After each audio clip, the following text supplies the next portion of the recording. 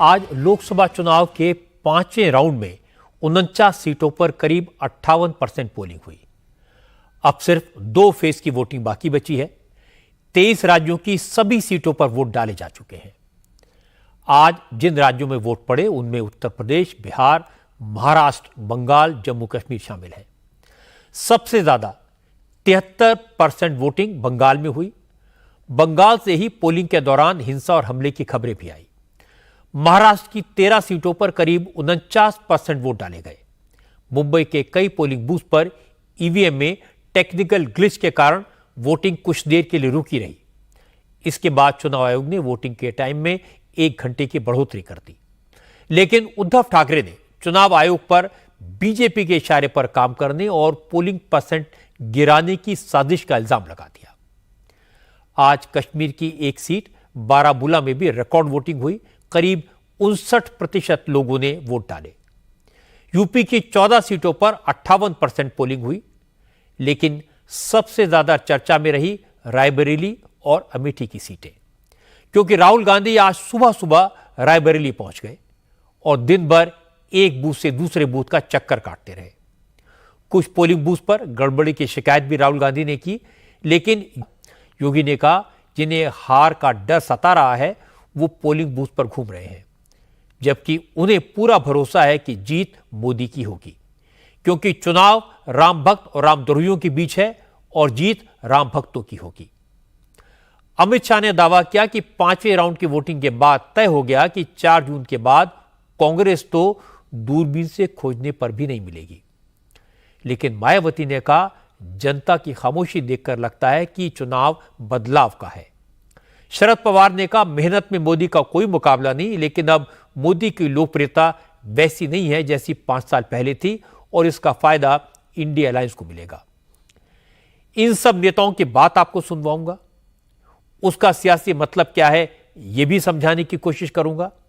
लेकिन शुरुआत करते हैं यूपी के चुनावी माहौल से। आज 5वें फेज में उत्तर प्रदेश की जिन 14 लोकसभा सीटों पर वोट डाले गए उनमें रायबरेली, अमेठी, लखनऊ, गोंडा, कैसरगंज, बाराबंकी, कौशाम्बी, फतेहपुर, फैजाबाद, मोहनलालगंज, हमीरपुर, बांदा, जालौन और झांसी शामिल है। इन 14 सीटों पर करीब 58% मतदान हुआ। कुछ जगह ईवीएम खराब होने की शिकायत के अलावा मतदान के दौरान कोई गड़बड़ी नहीं हुई। आज जो मतदान हुआ इसमें जिन बड़े नेताओं की किस्मत ईवीएम में कैद हो गई उनमें रक्षा मंत्री राजनाथ सिंह, केंद्रीय मंत्री स्मृति ईरानी, साध्वी निरंजन ज्योति भी शामिल हैं। लेकिन आज सबकी नजर रायबरेली की सीट पर थी, क्योंकि इस बार रायबरेली से राहुल गांधी चुनाव लड़ रहे हैं। रायबरेली में राहुल गांधी का मुकाबला बीजेपी के दिनेश प्रताप सिंह से है। मजे की बात है कि राहुल गांधी रायबरेली से वोटर नहीं है, उनका वोट दिल्ली में है। इसके बावजूद राहुल को फिक्र थी, इसलिए वो आज सुबह ही दिल्ली से रायबरेली पहुंच गए। राहुल रायबरेली में सबसे पहले पिपलेश्वर हनुमान मंदिर गए, पूजा की और इसके बाद पूरे दिन वोटिंग का जायजा लेने के लिए एक से दूसरे बूथ पर घूमते रहे। बचरावा में बूथ कार्यकर्ताओं से मुलाकात की, लोकल लोगों और कांग्रेस कार्यकर्ताओं से बात भी की। जब राहुल बलखारा पोलिंग बूथ पर पहुंचे तो यहां कुछ वोटर्स ने उनसे शिकायत की और कहा कि बीजेपी के उम्मीदवार दिनेश प्रताप सिंह के समर्थक उन पर दबाव बना रहे हैं। इसके बाद राहुल गांधी ने प्रिजाइडिंग ऑफिसर को अपनी शिकायत दर्ज कराई। प्रिजाइडिंग ऑफिसर से बात करी, आपने कंप्लेंट करी इसकी चुनाव आयोग में? हालांकि रायबरेली में आज राहुल को विरोध का सामना भी करना पड़ा। राहुल के सामने ही बीजेपी के कार्यकर्ताओं ने राहुल गांधी वापस जाओ के नारे लगाए।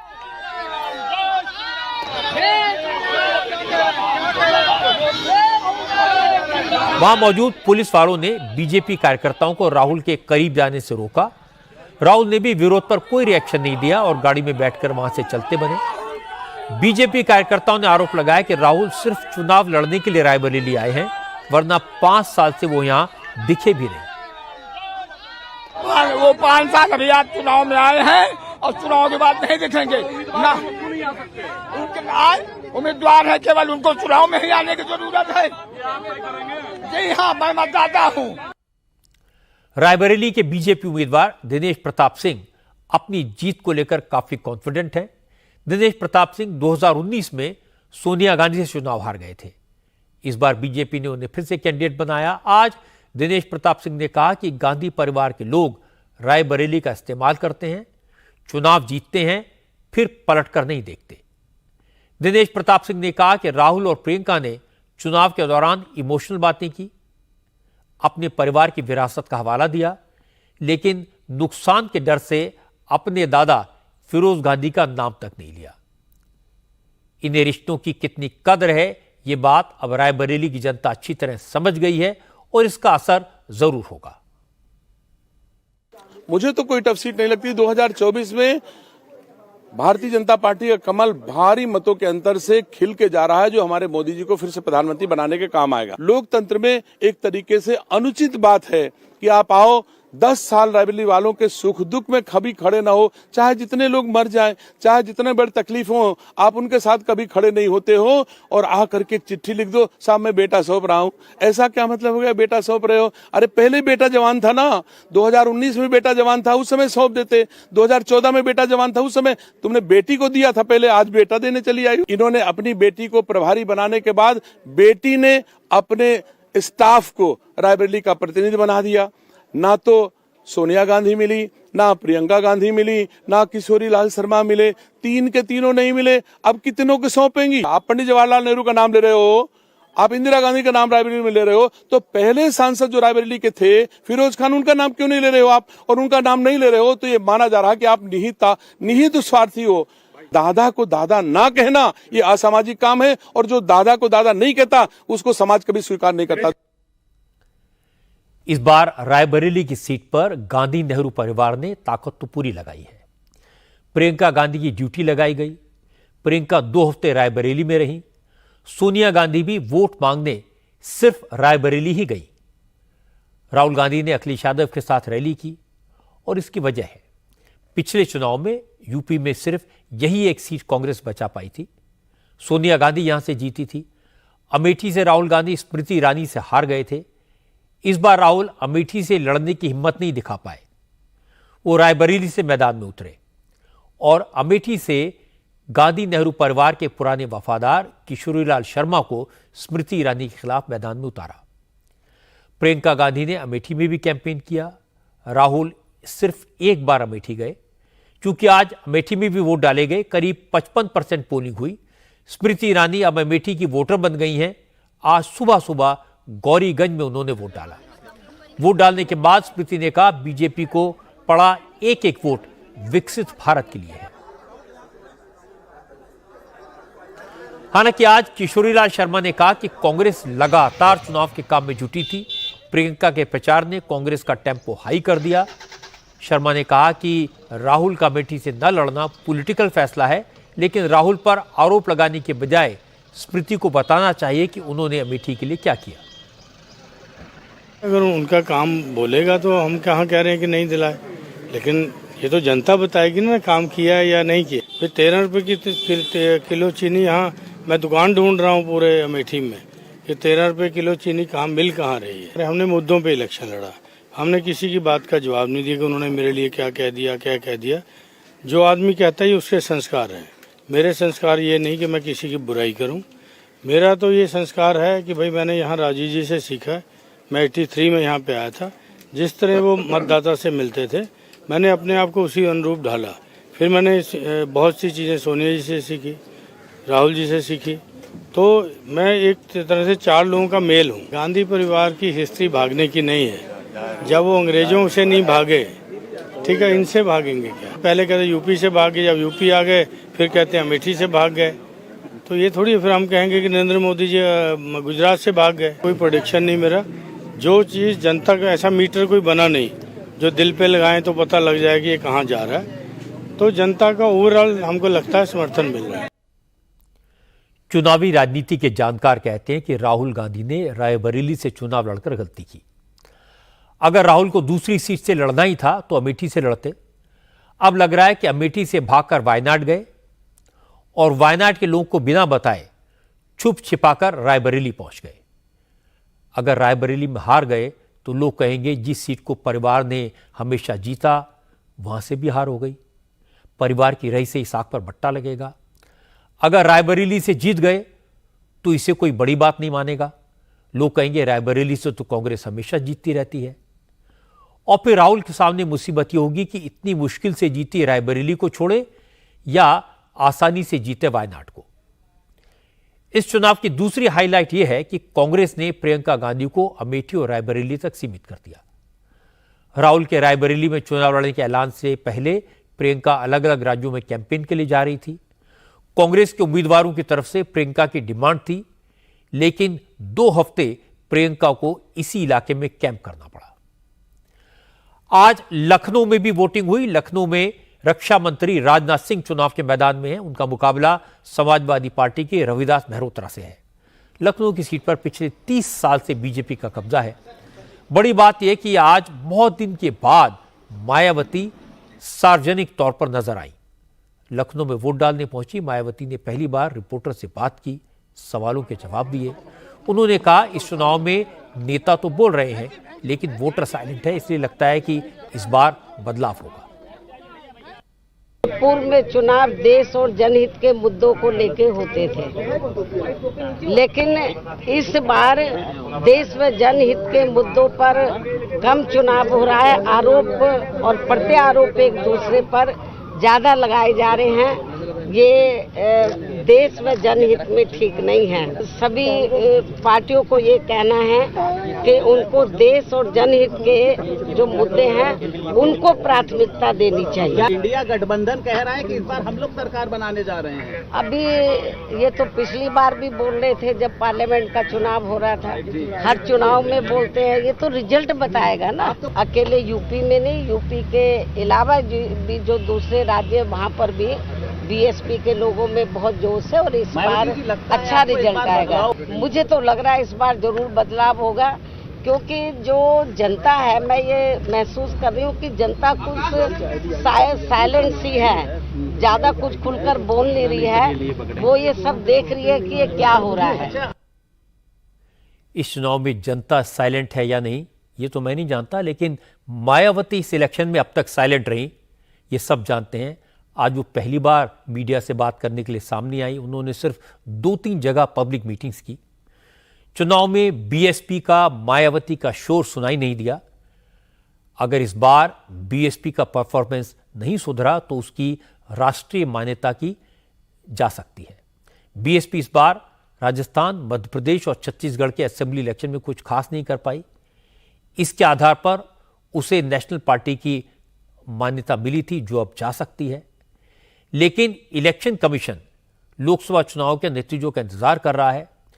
4 जून के बाद पार्टियों की मान्यता पर विचार होगा और अगर बीएसपी का हाल यही रहा तो एक बड़ा बदलाव यही होगा कि मायावती राष्ट्रीय पार्टी के बजाय राज्य स्तर की पार्टी की अध्यक्ष हो जाएगी। जहां तक अखिलेश यादव का सवाल है तो उन्हें यकीन हो या ना हो, वो जोर जोर से कह जरूर रहे हैं कि 4 जून के बाद देश में बीजेपी की सरकार नहीं रहेगी, इंडिया अलायंस की सरकार बनेगी। हालांकि अब से थोड़ी देर पहले अखिलेश ने मायावती से अपील की, कहा कि बीजेपी को रोकने के लिए मायावती को इंडिया अलायंस की मदद करनी चाहिए। आज अखिलेश यादव ने उन सीटों पर कैंपेन किया जहां छठे और 7वें चरण में वोटिंग होनी है। अखिलेश ने डुमरियागंज और संत कबीर नगर में रैलियां की। दोनों रैलियों में अखिलेश ने कहा हर फेज के चुनाव में बीजेपी पिछड़ती जा रही है, 4 जून को बीजेपी पस्त हो जाएगी। ये चुनाव 2024 का बहुत अलग चुनाव होता जा रहा है। इस चुनाव में देखने को मिल रहा है कि हर सीमाएं जनता ने तोड़ दी हैं और पूरी तरीके से समर्थन के लिए और इंडिया गठबंधन के समर्थन के लिए निकल पड़ी हैं। पूरी जनता दिखाई दे रही है समर्थन देती हुई। और इस बार तो अभी मैं और राहुल गांधी जी इंडिया गठबंधन के कार्यक्रम में इलाहाबाद और फूलपुर गए थे। हम लोगों ने देखा कि उम्मीद से ज्यादा समर्थन वाले लोग दिखाई देने लगे।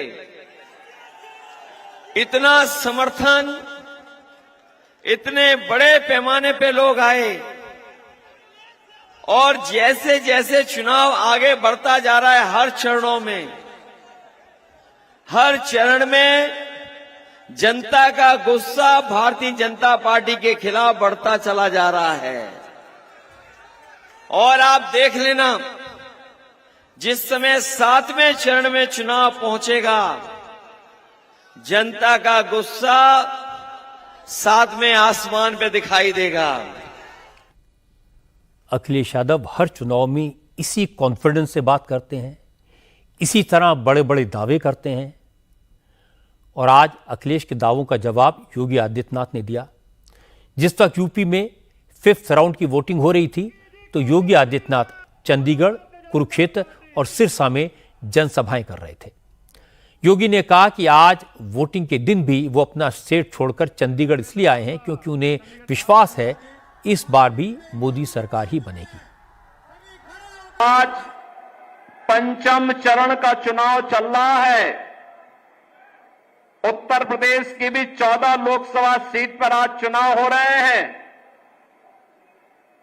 बहनों और भाइयों, पूरे देश के अंदर 4 चरण के चुनाव पहले ही संपन्न हो चुके हैं, लेकिन मैं निश्चिंत होकर के चंडीगढ़ में हूं, क्योंकि मुझे मालूम है कि जो भाव चंडीगढ़ का है, जो भावना पूरे देश की है, उत्तर, दक्षिण, पूरब, पश्चिम, वही तो उत्तर प्रदेश का भी है। हम लोग निश्चिंत हैं, क्योंकि परिणाम के बारे में जनता जनार्दन पहले से ही तय कर रखी है कि तीसरी बार, फिर एक बार और अब की बार 400 पार की बात करते हैं तो कांग्रेस को चक्कर आने लगता है, क्योंकि कांग्रेस स्वयं 400 सीट पर चुनाव नहीं लड़ी है। तो वह अगर 400 सीट पर चुनाव लड़ती तो वो भी कह सकती थी, लेकिन उसको उसके कारनामों के कारण देश की जनता जनार्दन ने इस लायक नहीं छोड़ा कि वो 400 सीटों पर भी चुनाव लड़ सके। योगी आदित्यनाथ की बातों पर लोग यकीन करते हैं, क्योंकि उत्तर प्रदेश में 2 बार वो बीजेपी को चुनाव जितवा चुके हैं। 4 बार बीजेपी लगातार यूपी में चुनाव जीत चुकी है। योगी ने 11 राज्यों में बीजेपी के लिए कैंपेन किया, यूपी के हर जिले में रैली की। जब उम्मीदवारों के नाम भी तय नहीं हुए थे, उस वक्त योगी यूपी के आधे से ज्यादा जिलों का दौरा कर चुके थे। यूपी में योगी ने सिर्फ मुख्यमंत्री के तौर पर बेहतर काम नहीं किया, बल्कि पूरे प्रदेश में संगठन को मजबूत किया और इसका असर दिखाई दे रहा है। अयोध्या का वैभव लौट आया है। यूपी में लाखों करोड़ का निवेश हुआ है। माफिया राज खत्म हुआ। कानून व्यवस्था में जबरदस्त सुधार हुआ। यही कारण है कि योगी यूपी में जीत के प्रति आश्वस्त हैं। और जब यूपी में वोटिंग चल रही थी, जब राहुल गांधी रायबरेली में एक एक बूथ पर घूम रहे थे, तब योगी आदित्यनाथ चंडीगढ़, हरियाणा और दिल्ली में भारतीय जनता पार्टी के लिए कैंपेन कर रहे थे।